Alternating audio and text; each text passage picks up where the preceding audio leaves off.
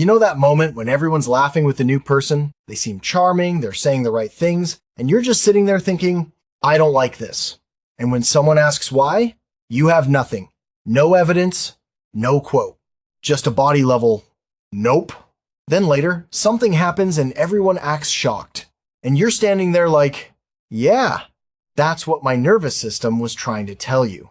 That's the psychology of people who can sense bad intentions. It's not magic. It's a weird mix of perception, memory, and self-protection running faster than conscious thought. First, let's demystify intuition, because most people imagine it as a mysterious sixth sense. It's usually your brain doing pattern recognition without giving you the receipt. Your conscious mind is slow and polite. It wants reasons. Your unconscious mind is fast and kind of rude. It's constantly scanning for mismatches. Facial expressions that don't match the words, warmth that feels rehearsed, eye contact that's timed instead of natural, a laugh that shows up half a second late, compliments that land like a hook instead of a gift. You might not notice any one thing, but your brain adds up 1,000 tiny signals and spits out a simple message. Careful. And here's what nobody talks about. The people who sense bad intentions early usually aren't seeing more. They're weighting it differently. They treat certain cues as expensive. Most people hear a charming story and go, seems fine. These people hear it and go, why did you choose that story? Why now? What are you trying to buy with it? They're not just listening to content. They're tracking function. What is this behavior doing in the social room? Is it bonding? Or is it positioning? Is it honest? Or is it strategic? In social psychology terms, they're unusually tuned to impression management, the subtle ways people try to control how they're seen. Some people do this playfully.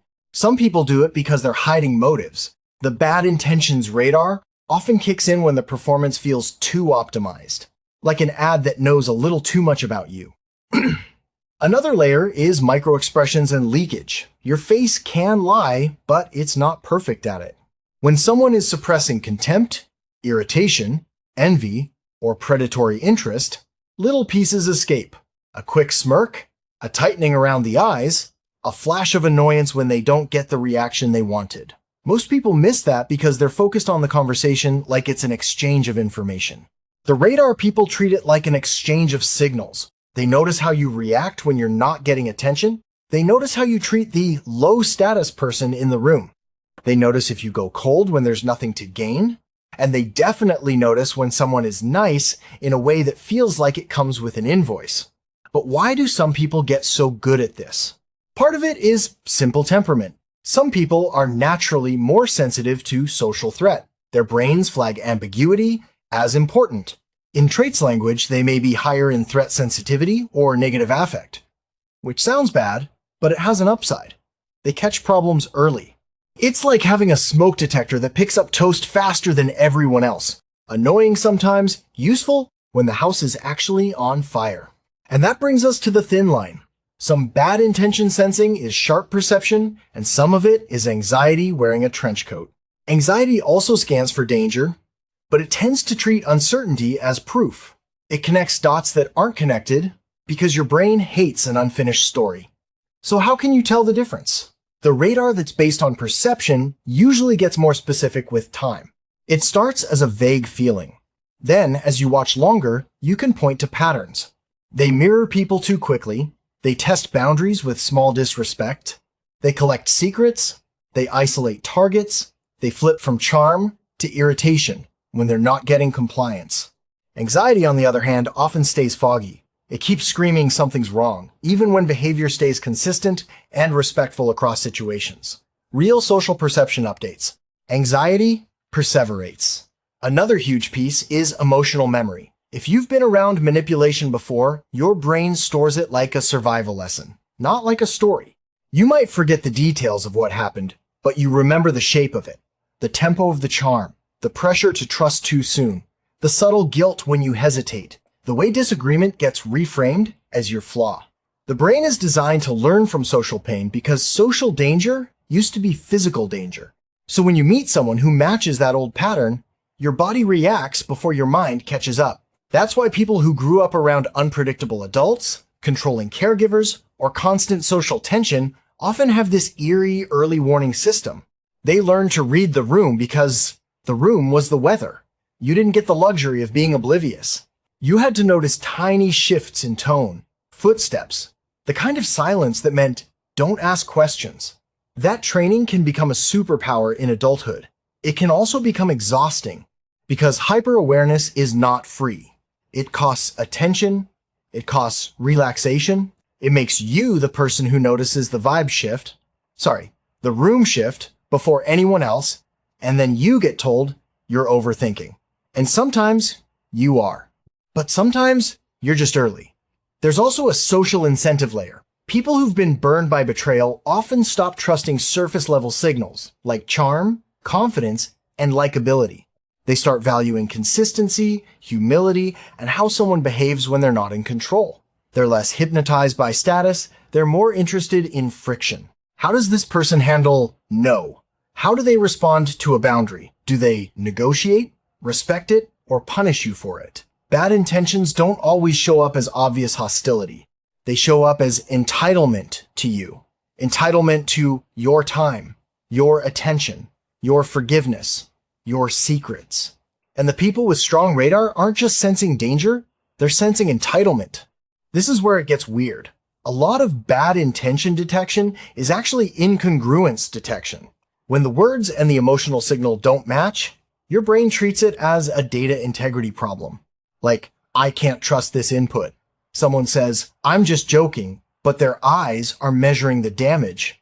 Someone says, I respect you, but they interrupt you in ways that feel like they're erasing you. Someone apologizes, but their apology is basically a negotiation for you to stop being upset.